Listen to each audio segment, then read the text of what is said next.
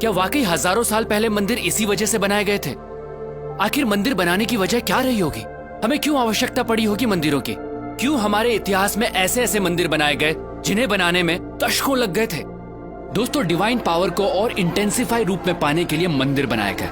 इसे यूं समझिए, जिस तरह साउंड वेव्स को कैच करने के लिए सेलफोन चाहिए, ठीक उसी तरह डिवाइन पावर को उसकी नेचुरल इंटेंसिटी में कैच करने के लिए चाहिए एक पावरफुल टूल, जो है मंदिर।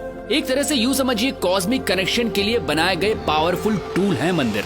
ये एक पॉसिबिलिटी है उस डायमेंशन को छूने की जिससे हम इंसान बने, ये संसार बना, ये ब्रह्मांड बना। और ब्रह्मांड में दूसरे आयामों से कनेक्शन बैठाने के लिए हमारे पूर्वजों ने न सिर्फ मंदिरों में डिवाइन स्ट्रक्चर स्थापित किए, बल्कि उन्हें कॉन्सिक्रेट यानी प्राण प्रतिष्ठित भी किया। प्राण प्रतिष्ठा मतलब मूर्तियों में जान आ जाना नहीं होता है दोस्तों, ये प्राण एनर्जी की तरह प्रतिष्ठित किए जाते हैं। जी हाँ, मूर्तियों को एनर्जाइज किया जाता है, और जब हम उन मूर्तियों के सामने बैठते हैं तो हमें वो एनर्जी महसूस होती है, हमें परेशानी का हल मिलता है, हमारा दुख दूर होता है और हम खुद को भगवान से जोड़ते हैं। ये सिर्फ उन डिवाइन एनर्जीज की वजह से होता है दोस्तों। ये एनर्जी आपका सिस्टम जब कैच करता है तो आपकी एनर्जी बॉडी अलाइंड होती है और आप पॉजिटिव फील करते हैं। जैसे हमें अलग अलग लोगों से पॉजिटिव और नेगेटिव वाइब्स मिलती हैं। देखिए दोस्तों, एनर्जी जो है वो आपके थॉट प्रोसेस से ड्राइव होती है और सामने वाला वही महसूस करता है। ठीक उसी तरह जब हम प्राचीन मंदिरों में जाते हैं तो हमें वहां की पॉजिटिव वाइब्स महसूस होती है। अगर आप अपनी एनर्जी के प्रति सेंसिटिव होंगे तो आप ये जरूर महसूस कर पाएंगे। कई मंदिरों की एनर्जी ऐसी होती है कि आप अपने आंसू नहीं रोक पाते, आप इमोशनल हो जाते हैं। हो सकता है आप गिल्ट महसूस करें उस काम के लिए जो आपको गलत लगता है। ऐसी जगह आपको मेल्ट करती हैं, आपको लाइट करती हैं, आपको हल्कापन महसूस कराती हैं। दोस्तों, प्राचीन मंदिर ऐसे एनर्जी सेंटर्स थे जो इंसान की डीप ट्रांसफॉर्मेशन के लिए बनाए गए थे। तभी तो मंदिरों में जाने से पहले नहाया जाता था, ताकि आपकी बॉडी उस एनर्जी के लिए और रिसेप्टिव बने। मंदिर कॉस्मोस के साथ अपना कनेक्शन बैठाने की जगह के तौर पर बने थे, जहां आंख बंद करके ब्रह्मांड के आयामों से जुड़ा जाता था।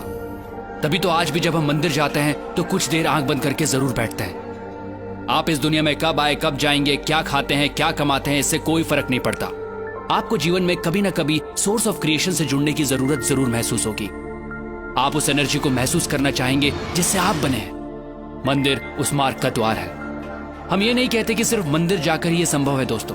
अगर आपके घर में मंदिर जैसा एनवायरनमेंट है, कॉन्सिक्रेटेड मूर्ति है, तो आप कॉस्मोस के साथ अपने कनेक्शन को और स्ट्रॉन्ग कर सकते हैं। हमें जितना हो सके इस एनर्जी के पास रहना चाहिए, प्राण प्रतिष्ठित स्थानों पर जाना चाहिए। खासकर 14 साल से कम उम्र वाले बच्चे अगर कॉन्सिक्रेटेड स्पेसेस पर रेगुलरली जाते हैं तो उनकी एडोलेसेंस प्रॉब्लम्स बहुत हद तक अपने आप रिजॉल्व हो जाती हैं। दोस्तों, मंदिर या कहिए कॉन्सिक्रेटेड स्पेसेस उस डायमेंशन से जुड़ने का द्वार है जहां से हमारी उत्पत्ति हुई है। ये एक तरह की टेक्नोलॉजी ही है जिससे हमारा एनर्जी सिस्टम ऐसे अलाइंड होता है कि हमारा जीवन को देखने का नजरिया ही बदल जाता है। तो अगली बार जब भी किसी मंदिर में जाएं तो वहां की प्राण प्रतिष्ठित मूर्ति और उस कॉन्सिक्रेटेड स्पेस की एनर्जी को अपनी एनर्जी सिस्टम से एक होता जरूर महसूस कीजिएगा।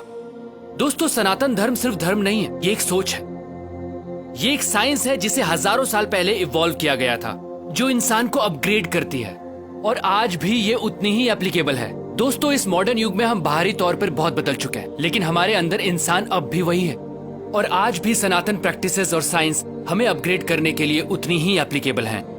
सनातन सोच के माध्यम से मैं ऐसी ही चीजें, ऐसी ही साइंस आप तक पहुंचाता रहूंगा। दोस्तों, अगर आपके दिमाग में भी ऐसी कुछ प्रैक्टिसेस हैं, साइंस हैं, तो आप मुझसे जरूर शेयर कीजिएगा, क्योंकि हमें लगता है इस वक्त वर्तमान में सनातन सोच की आवश्यकता है, क्योंकि यही हमारा भूत है और यही हमारा भविष्य। प्रणाम।